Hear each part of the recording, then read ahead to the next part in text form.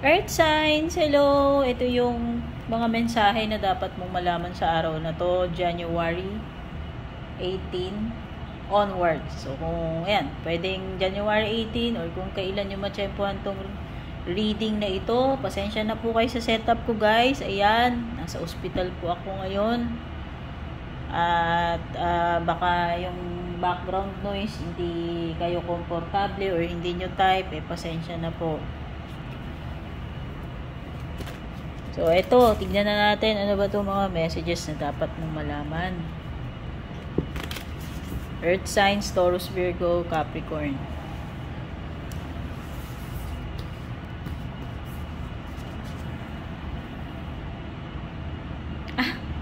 Pareho kayo fire signs. First card ninyo, don't let your past hold you back.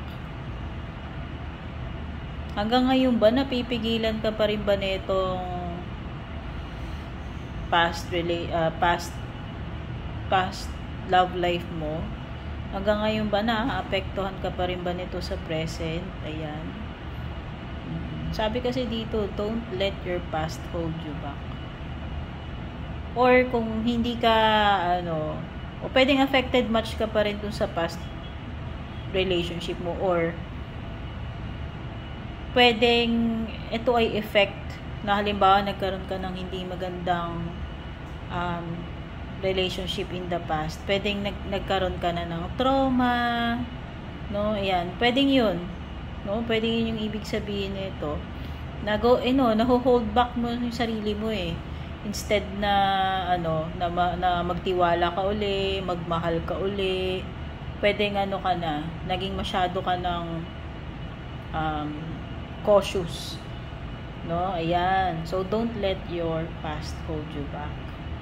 Dapat i-detach mo na yung sarili mo sa past and mag-focus ka dito sa iyong present and future. Pero, syempre, mas maganda mag-focus muna tayo sa present. No? Sa love life man ito, ano man itinutukoy dito, hindi naman necessarily love life ito. No? Pero, baka yung iba nakaka-relate kayo sa bandang, sa love life. Ano pa? It's time to release negativity.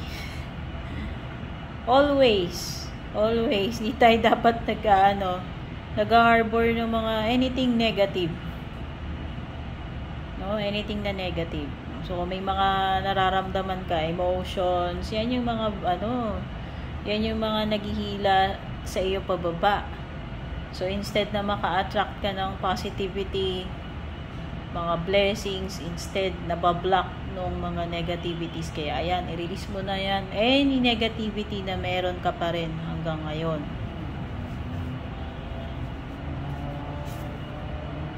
Believe in the impossible. Wow, napaka-powerful na mensahe sa iyo. Anong ibig sabihin? Have faith. Walang imposible. Walang imposible sa taong may faith. So, kung ikaw ay hopeful, faithful, malaki yung chances mo na ma-fulfill mo yung dreams mo. Kasi, umaasa ka, naniniwala ka, pero antimano, kung hindi ka na naniniwala, doon pa lang malabo na. Imposible na kasi hindi ka naman naniniwala, wala kang faith. Wala kang paghuhugutan diba? So, ayan, believe in the impossible daw. Ibig sabihin lang nito, anything could happen. Walang imposible. A fiery climax approaches. Wow! May namumuo at malapit mo na itong malapit nang magkaroon ng conclusion. Malapit na malapit nang magkaroon ng completion. Climax, malapit na yung climax. Or ano ba sasabihin yung climax?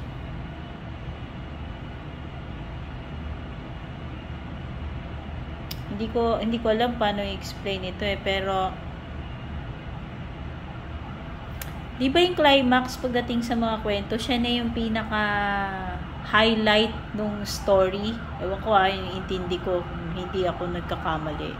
So, ito na yon. Kung ano mang situation meron ka or anong patutunguhan nito, mararating mo na yung pinaka-peak. Yan. Sabihin na natin na pag umakyat ka ng bundok, na-reach mo na yung pinaka-tuktok. Ito yon.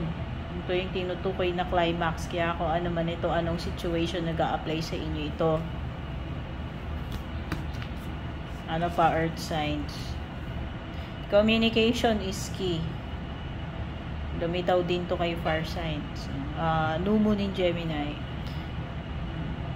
Ang susi dyan sa sa sitwasyon mo or kung may problema ka ngayon is communication. Baka kulang lang kayo sa pag-uusap. And pwedeng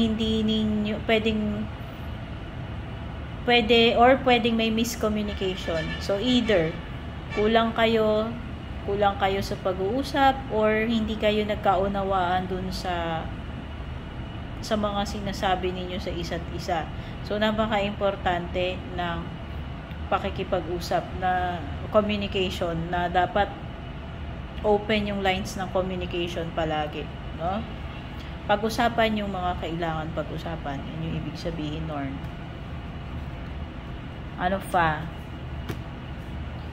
Pasensya na kayo sa aking setup. Ay, usog natin para naman nakikita ninyo. May mga nagko-comment, pinipili ko daw yung baraha sa YouTube. Diyos ko, ano naman ang gagawin ko dun? Bakit ko naman pipiliin? Ano yung scripted? Naku, may mga paranoid no? Chinichika ko lang sa inyo para alam ninyo kung gaano ka-toxic yung mga na-encounter kong comment sa YouTube, no? So, ayan, surrender to the divine. Parang kay din to. Pareho kayo halos ng cards ni fire signs. Oy, surrender to the divine. Dear, surrender mo na yan. May mga bagay talaga, dear, na hindi kaya ng powers natin. Kahit na anong gawin natin. O, diba? Hindi naman tayo, God. Si God lang yung may ganun. Okay? Kaya kung ano man yung mga bagay na yan, ginawa mo na lahat. Basta importante, tinry mo. No? Pag ginawa mo na lahat nung dapat mong gawin, hindi pa rin siya nag-effect, kahit tinry mo na times 10, siguro nga, dear, dapat na i-surrender yan. So, i-surrender mo na yan kay divine. And look at the bigger picture. Full moon in Sagittarius. Baka naman may mga bagay na dapat mong i-consider, no? Baguhin yung perspective mo. Ito ibig sabihin na look at the bigger picture. Tignan mo na lang mabuti yung scenario. Baka kasi may mga bagay na hindi mo na take into consideration or hindi mo naisipan na na isama dun sa eksena, sabihin na natin. So ibig sabihin i-rethink mo munang mabuti yung situation. Malay mo, 'di ba? May mga bagay na na overlook or hindi mo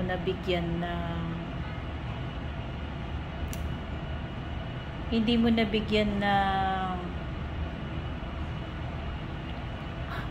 hustisya, justice ba or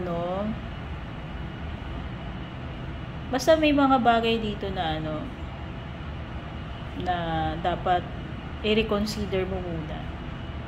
Baka kasi may mga hindi ka nabigyan ng hindi ka napagtuunan ng pansin. Ayan, pwedeng may mga bagay ka nakaligtaan or hindi mo yun nga na consider. Okay? Ayan, nahirapan tuloy akong mag-explain. Pasensya naman. At sa last card mo, bring love into the situation. New moon in Aquarius.